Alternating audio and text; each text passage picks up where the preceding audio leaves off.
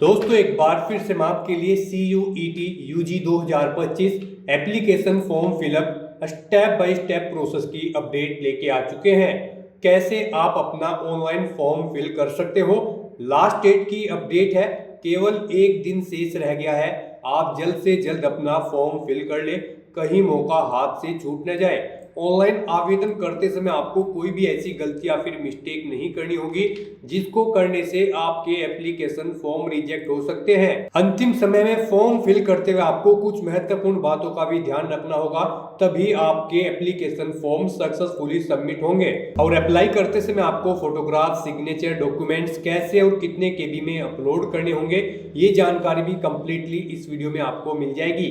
साथ ही साथ इस वीडियो में हम आपको ये भी जानकारी दिखाएंगे कि क्या यहाँ पर एलिजिबिलिटी क्राइटेरिया है, क्या डेट है, कब से कब तक आपको आवेदन करना होगा, कैसे आप इसकी नोटिफिकेशन की PDF डाउनलोड कर सकते हो, फीस पेमेंट आप कैसे कर सकते हो, कैसे अप्लाई कर सकते हो और कब तक आप अप्लाई ऑनलाइन कर सकते हो।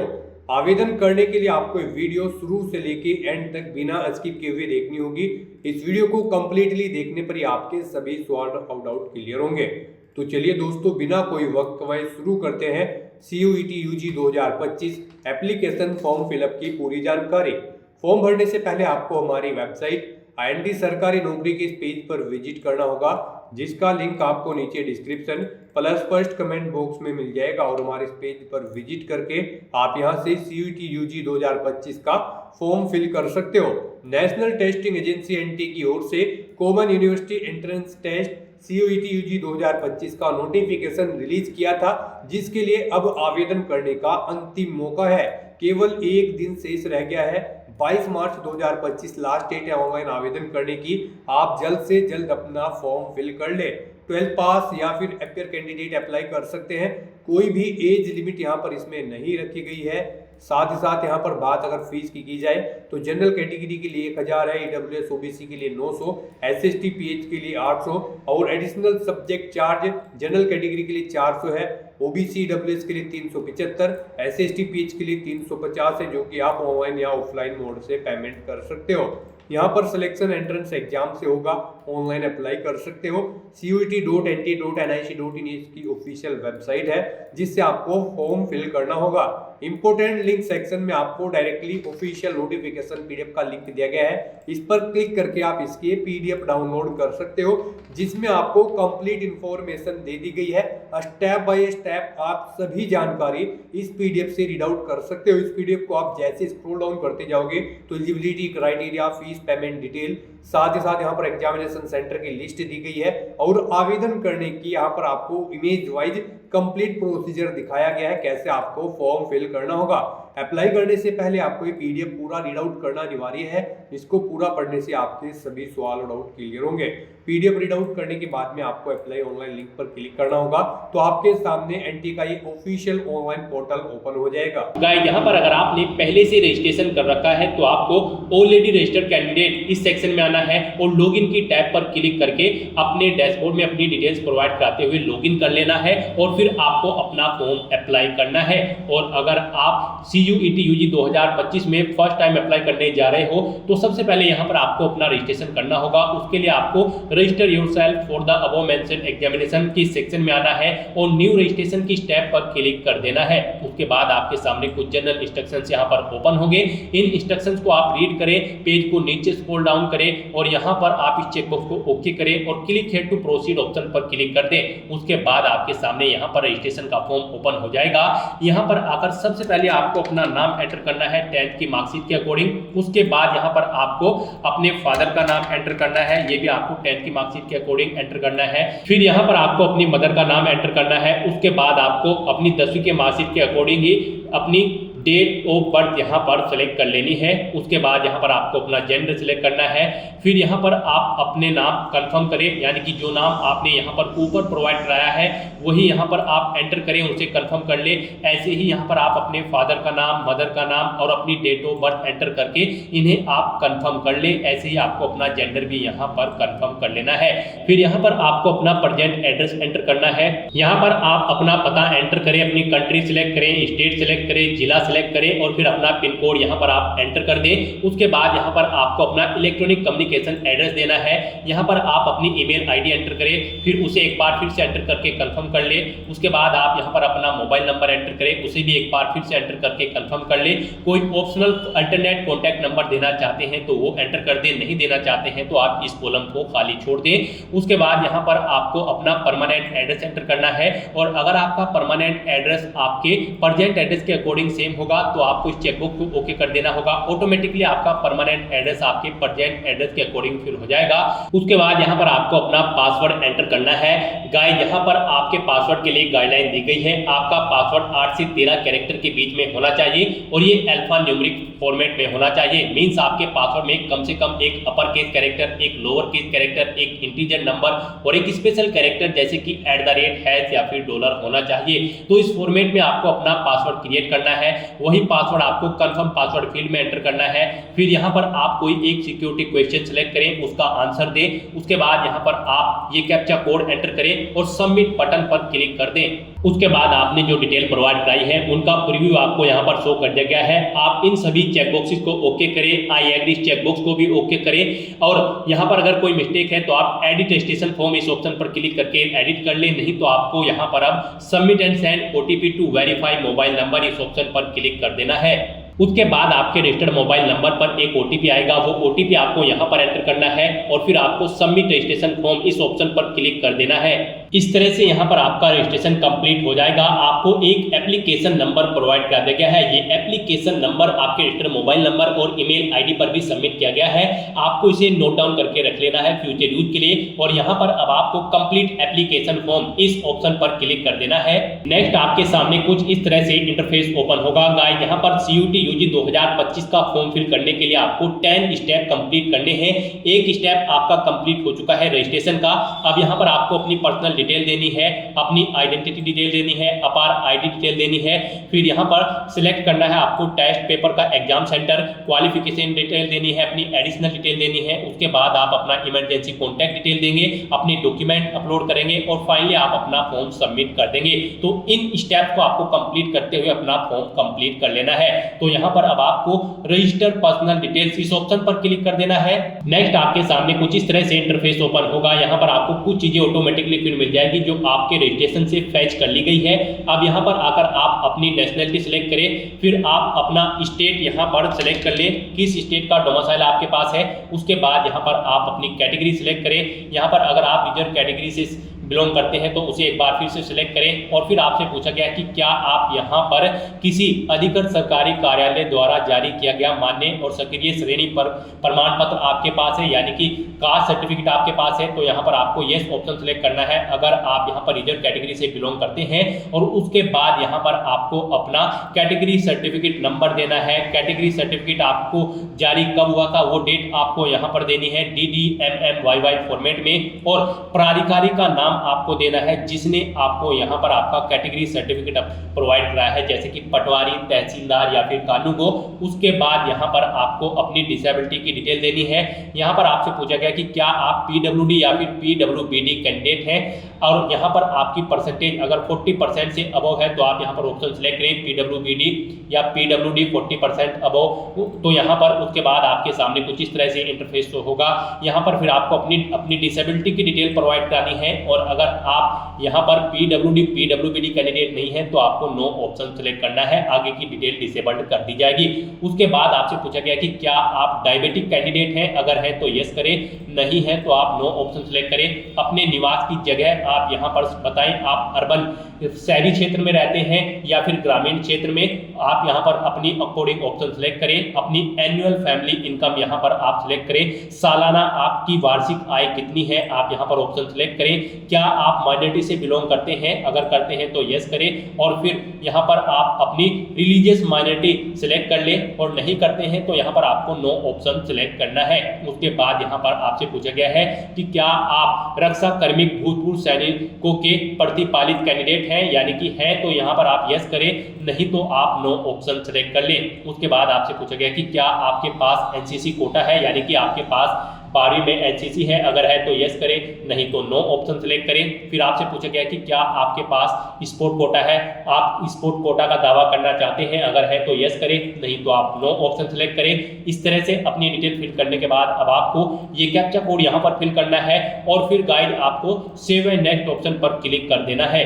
नेक्स्ट यहाँ पर आपको अपना आइडेंटिटी का टाइप सिलेक्ट कर लेना है। यहाँ पर आप अपने अकॉर्डिंग ऑप्शन सेलेक्ट करें, Aadhaar, DigiLocker, Indian passport, PAN card, driving licence, जो भी आपके पास है यहाँ पर आप ऑप्शन सेलेक्ट करें। आधार अगर आप ऑप्शन सेलेक्ट करते हैं, फिर यहाँ पर आपसे पूछा गया कि क्या आप अपनी स्वेच्छा से अपना आधार नंबर साझा करने के लिए सहमत है, तो आपको इस ऑप्शन को ओके करना है। फिर यहाँ पर आपको अपना आधार नंबर एंटर करना है, वही आधार नंबर एक बार फिर से एंटर करना है। उसके बाद आपको ये कैप्चा कोड यहाँ पर एंटर करना है और फिर सबमिट एंड नेक्स्ट ऑप्शन पर क्लिक कर देना है।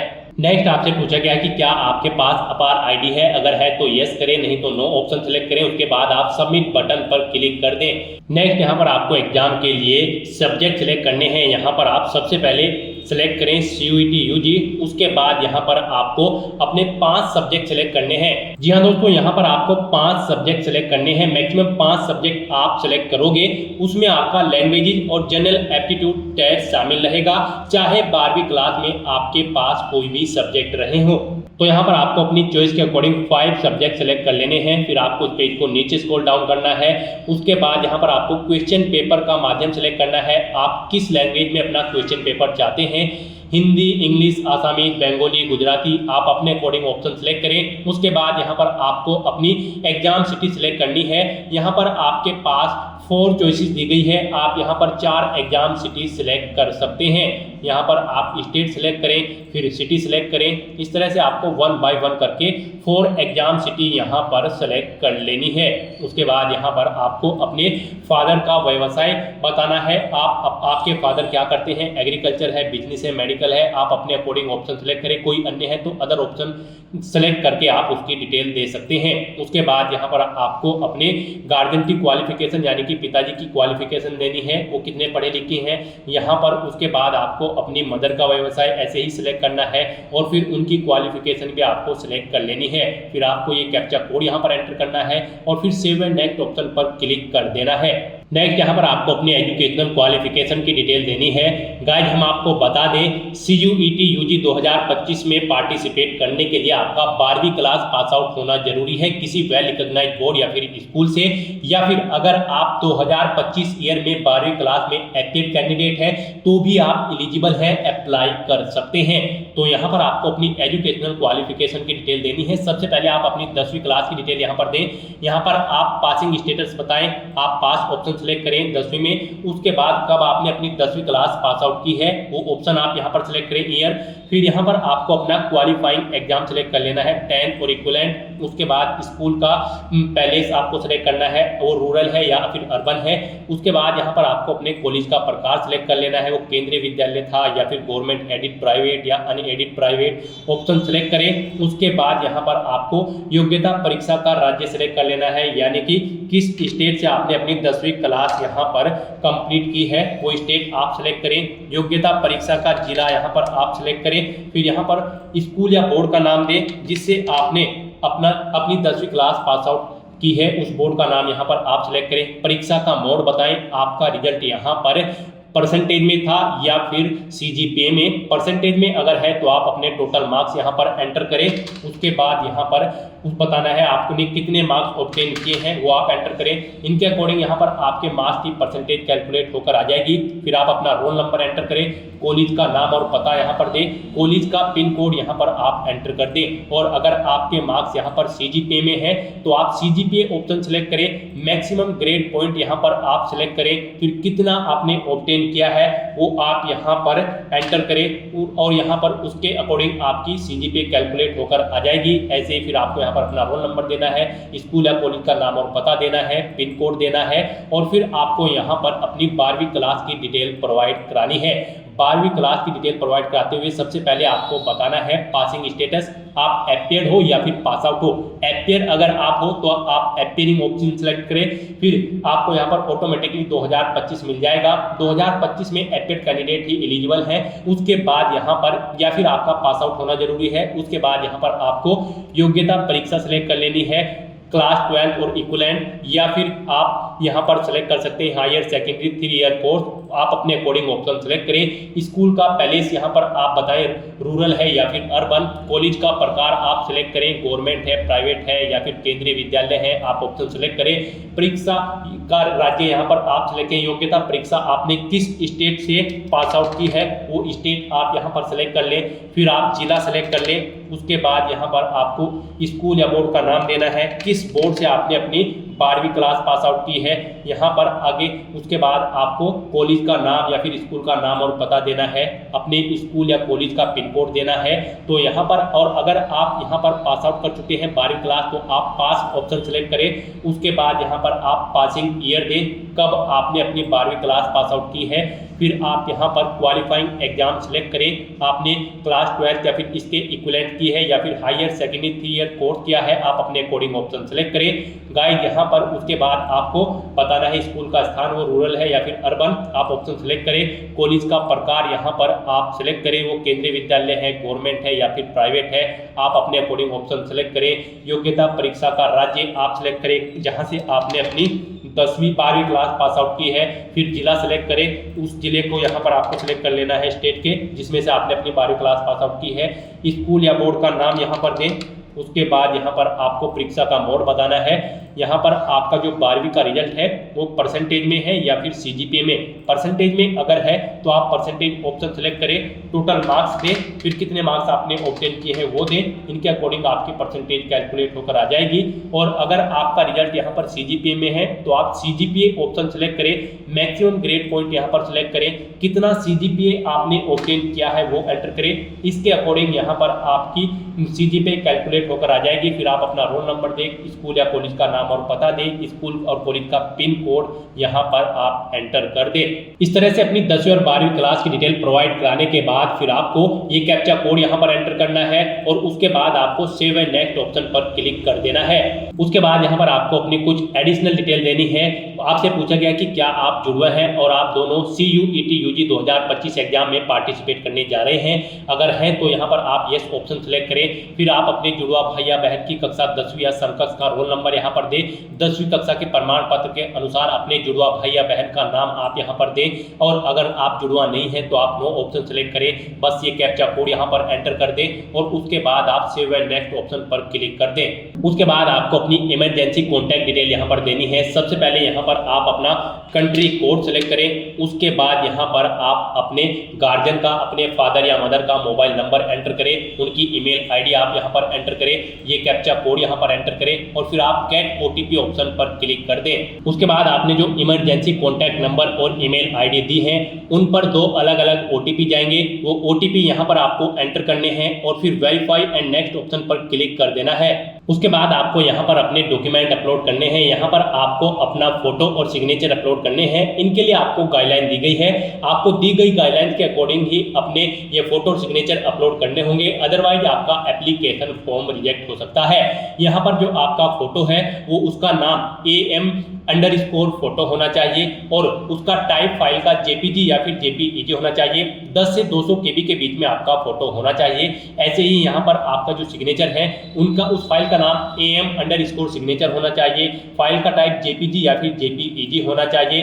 10 से 50 KB के बीच में आपके सिग्नेचर यहाँ पर होने चाहिए। पासपोर्ट आकार की जो आपकी फोटो होगी वो आपको बिना मास्क के खिंचवानी होगी और 80% चेहरा आपका उसमें होना चाहिए। तो यहाँ पर अपना फोटो सिग्नेचर अपलोड करने के लिए आपको चूज फाइल बटन पर क्लिक करना है, फाइल को सेलेक्ट करना है। उसके बाद अगर आप अपना फोटो कहीं से क्रॉप करना चाहते हैं तो आप अपने अकॉर्डिंग यहाँ पर सेट कर लें और अगर आपका फोटो ओके है तो बस यहाँ पर आप अपलोड ओरिजिनल इस ऑप्शन पर क्लिक कर दें। उसके बाद आप अपलोड बटन पर क्लिक कर दें। इस तरह से यहाँ पर आपका फोटो अपलोड हो जाएगा। फिर यहाँ पर आपको click here to view uploaded document, आप इस लिंक पर क्लिक करके अपना फोटो चेकआउट कर सकते हो, देख सकते हो अपना फोटो या सिग्नेचर। ऐसे ही यहाँ पर आपको अपने सिग्नेचर भी अपलोड कर देने हैं। इस तरह से अपना फोटो और सिग्नेचर यहाँ पर अपलोड करने के बाद आपको ये कैप्चा कोड यहाँ पर एंटर करना है और फिर आपको सेव एंड नेक्स्ट ऑप्शन पर क्लिक कर देना है। उसके बाद आपको आपके एप्लीकेशन फॉर्म का पूरा प्रीव्यू शो कर दिया जाएगा। आपको सभी डिटेल्स रीड आउट करनी है, चेकआउट करनी है, पेज को नीचे स्क्रॉल डाउन करना है और फिर यहाँ पर इन सभी चेकबॉक्सेस को ओके करना है, फिर आई एग्री चेकबॉक्स को भी ओके करना है और उसके बाद आपको फाइनल सबमिशन ऑफ एप्लीकेशन इस ऑप्शन पर क्लिक कर देना है। उसके बाद यहाँ पर आपको आपके डैशबोर्ड में डायरेक्ट किया जाएगा। यहाँ पर अब आपको अपनी ईमेल आईडी वेरीफाई कर लेनी है, तो यहाँ पर आपको your email ID yet to be verified, click here to verify your email ID first, आपको इस ऑप्शन पर क्लिक करना है। उसके बाद यहाँ पर आपको ये कैप्चा कोड एंटर करना है और फिर आपको submit and gate OTP option पर क्लिक कर देना है। उसके बाद आपकी रजिस्टर्ड ईमेल आईडी पर एक ओटीपी आएगा, वो ओटीपी आपको यहाँ पर एंटर करना है और फिर आपको वेरीफाई के इस बटन पर क्लिक करके अपनी ईमेल आईडी को भी वेरीफाई कर लेना है। अब यहाँ पर आपकी ईमेल आईडी भी वेरीफाई हो चुकी है।